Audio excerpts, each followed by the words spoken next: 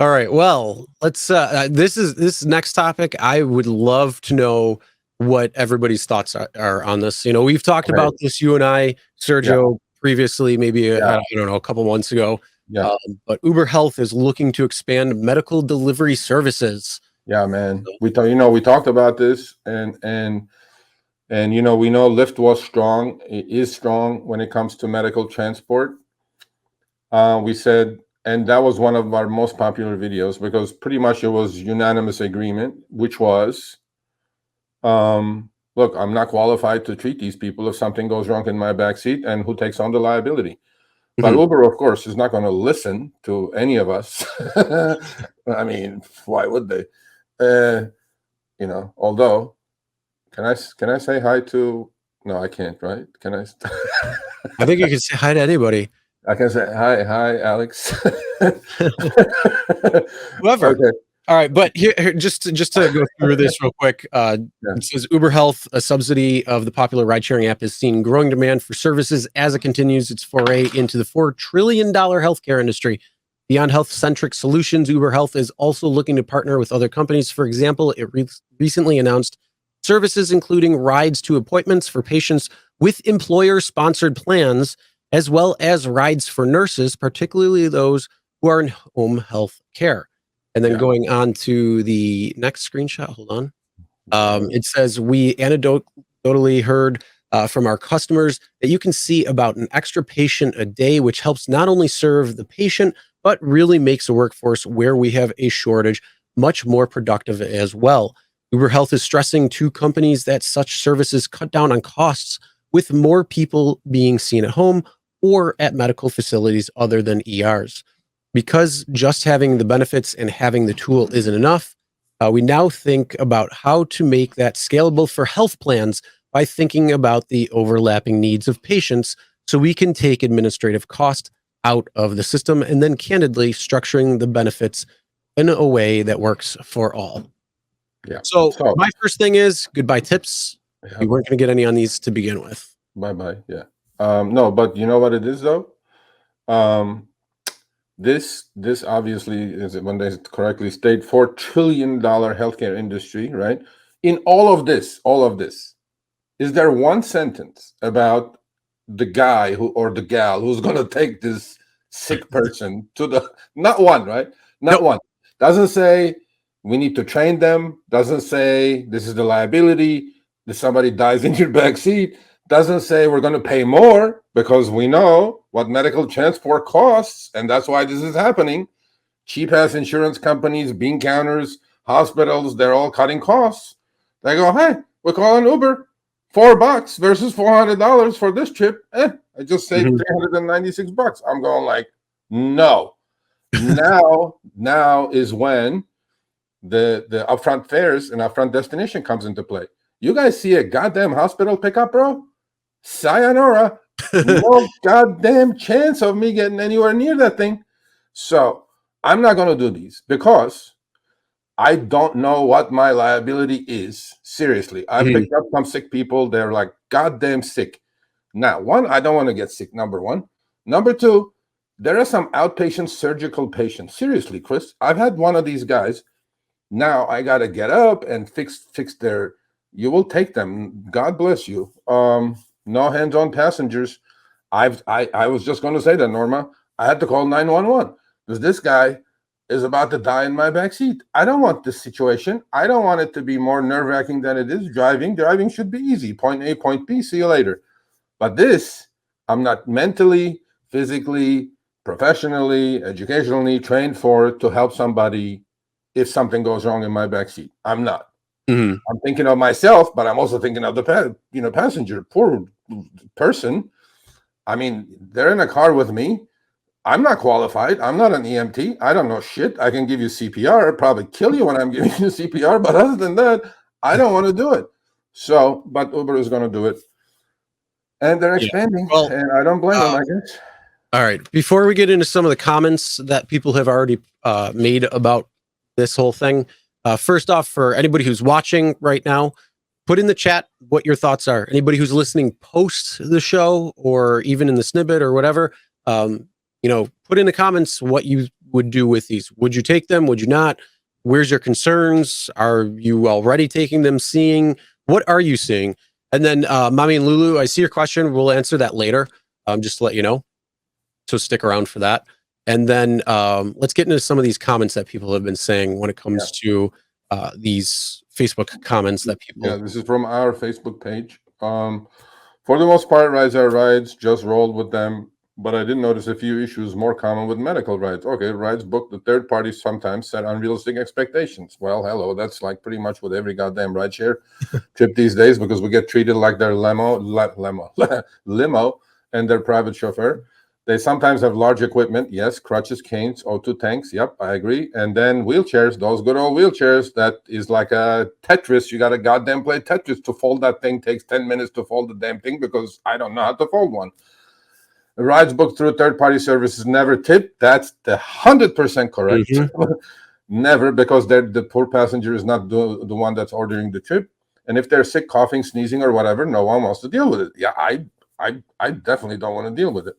And then, Steve says they're okay unless passenger's illness is contagious. Well, how the heck am I supposed to know if they're contagious or not, man? I mean, the guy doesn't get in my car with a banner on his head saying I'm contagious. I was like, don't even know what they have, because they don't even go to the hospital. They don't even know what they have. Right in your car now. Shit, they don't even know what they have. I'm like, what the hell am I supposed to know? And then, okay, this was a serious comment. He goes, so my full-time job is doing NEMT trips. Okay, pays much better than Uber and Lyft. Well, as it should. You get paid mileage per person you take. I have a grand caravan, so I can take up to 5 people at the same time. So 5 different diseases potentially in your car. Communicable diseases. Yeah, and 5 times the mileage rate. See? Wow. Now, there is risk-reward right there, baby. Yep. I'm doing this trip for $4 minimum. What is your number that you would do where you'd be like, yeah, I'll take the medical rides? Would it be 2x, 5x, 10x? What 5x sounds good. 5x sounds good to me. As a starting point, 5x sounds good to me. Yeah.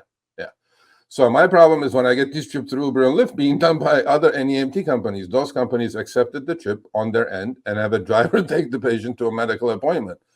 So many times when I go to the pickup, the person is confused as to where the regular driver is. Well, of course, oftentimes that other company is using Uber and Lyft. Yes.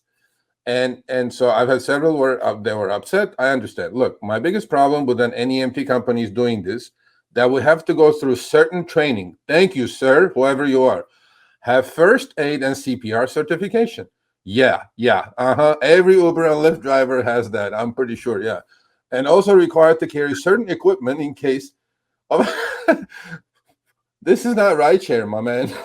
This is turning into like I'm like a ambulance driver. This is not me. I didn't sign up for this. And then the signing up part comes in a little bit later. So all right. This is where I'm at. I would not mind taking medical transportation when it came to like transporting, products or things like actual physical things, like just delivery. I don't care. Medical transport all day. If it comes to passengers or something like that, getting in my car, that's a little bit different, especially if it comes to them being sick. If they're just going to an appointment because they have to see the doctor and they're not sick or anything, they're just going for an appointment, a checkup, whatever it is, I don't have a problem with that. Yeah, that's fine. But don't expect me to sit there and wait for you for your appointment. That ain't going to happen. Yeah. Well, the next page says something interesting, right? And then just put up the next screenshot, Chris. And that was it, because there was one that said. I didn't know if do you want to go through any of these ones or no? No. That this is like talking about the walker and the wheelchair. I fully understand. You go, look, this guy, typical Formica. Okay, who cares as long as it pays my bills? You can't pay your bills if you're sick, bro. If you're dead, you catch some disease from one of these people, and then what if this guy leaves some bodily fluids on your back seat? I mean, you don't want that. What if this guy, come on, man, bleeding in your back seat? You don't want any of this stuff.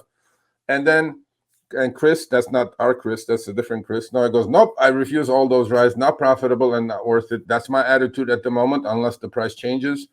And then love him and hate him, you signed up to do the job, Rick says. I'm Rick. Like, we don't have a job, sir. We're independent contractors. Okay. Yeah, We did so not sign you up can to do choose to anything. take that job or leave it on the table. That's the whole point of independent contractor is I that you mean, can choose and what then rights you want to take. to make things funnier, James says Rick signed up to drive people to bars and restaurants, not be a medical aid. No, we didn't sign up to do that either, James. We didn't sign up to do anything, James. We just signed up to drive from people A to B. No specific medical transport, no specific bar to other bar transport. We didn't sign up to any of this. We just take them as they come. You know, RideShare, I used to call RideShare Chris. It's like a box of chocolates. You never know what you're going to get. Oh, And now, exactly. there you go, bro. One could be bar to whatever. The other Well, one could be now LAX to you wherever. I'm like, you know hey, how you know how that's what it was like back in the day. The box of chocolates would just be random. You'd never know what was inside until you actually ate it. exactly. Now you flip them over. You can see where each one is located and what it is. So that's upfront fares. Yeah, man. That's the way it goes. And then there was one comment that hits the nail on the head. Okay, there you go. Chris said the same thing. Chris above that says he refuses all those rides. It seems like a reasonable person. All Chris's are reasonable, supposedly. Yes, I guess I Chris guess is so. we're a good company. That's right. So Chris says, Rick, independent contractor. I only take rides that are beneficial to me and my pocket. I'm not an employee or charity. There you go. Decline garbage, know your worth. Chris, welcome to the Show Me the Money Club. And then this poor lady is talking about about her horrifying experience. I picked up a mother and teen daughter from a clinic and took them to pharmacy, then home. Oh my God, multiple stopper. Holy shit. They were good enough to wear masks the whole time, but I was still worried about catching something. My worst one was the guy who was going to the ER with a stomach bug. I Ooh. prayed the whole time. Oh man, oh man. See what I mean? We don't want to do these things, man. We don't See, want these the things. other thing when it comes to that, this is the whole reason why you need to have the puke bags in your car, just in case, because you don't know who's getting in your car, who's not getting in your car. Yeah. And even if you're not driving during bar time hours, it's still good to have just in case somebody is sick and needs it. That way it's not getting in your car. Yeah, I'm like, no, I'm not. I'm going to refuse to do these if I know. Look, I know where the pickup is. So if it's a hospital, yeah. But if it's Mhm. home, taking them to a hospital after they had a aneurysm or some shit, I don't know. That I cannot help, obviously. But if you come to cherry pick, if it's a pickup at a hospital, I'm not going to do those. Yeah. So that's my thing. And Dr. Fenestrator says Lyft is like a box of chocolates. They'll kill your dog. Yeah, dogs are not That's your supposed pet. to eat chocolate. If nothing else, we have some funny people here. Yeah. All right, next one. So, yeah. But All right. yeah, in other words, I mean, you know, the whole nurse thing, though, getting nurses to and from places, I'm okay with that. I have no problem I'm okay with with that. helping people like that. Yeah, When it comes to rides. I mean, how many do you pick up already that are home care workers, home care nurses? I already pick up so many to begin with. So, yeah. I mean, it's probably at least 20%. I don't know if it's just our area has quite a bit of them. They use it more, whatever it is. But yeah, that's essentially, and you know the times too when they're getting out the shifts and Yeah, shift you know change what? and all that. The So, other thing, by the way, Chris, the other thing, if I used to do quite a bit of Lyft scheduled trips. Like if I'm early morning shift, if mhm. I'm in the suburbs of LA, I would pick up a early morning, ride to LAX just to get into the city, right? Now, the other day I looked at it on scheduled rides, 80% were from hospitals. Because I know all of you, I'm pretty close to like 3-4 hospitals. Holy crap, bro. 80% of those scheduled trips from hospitals. I'm like, I'm not doing that. I'm not, Wow. yeah. And, so I'm like, no.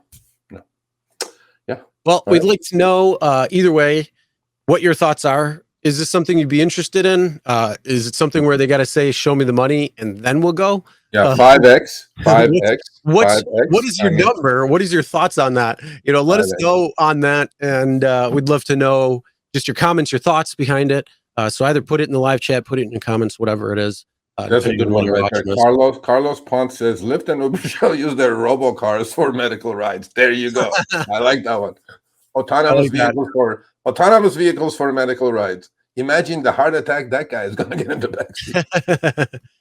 All right, thanks for watching. That short little clip was from our live stream, Show Me the Money Club with Sergio and myself, Tuesdays, 6 p.m. Eastern, 3 p.m. Pacific. Make sure you subscribe, turn on all notifications so you'll be notified when we go live, as well as all of our awesome content. Make sure to check out this video right here, which will take you to the entire live stream, or check out this video right there. All right, drive smart, everyone.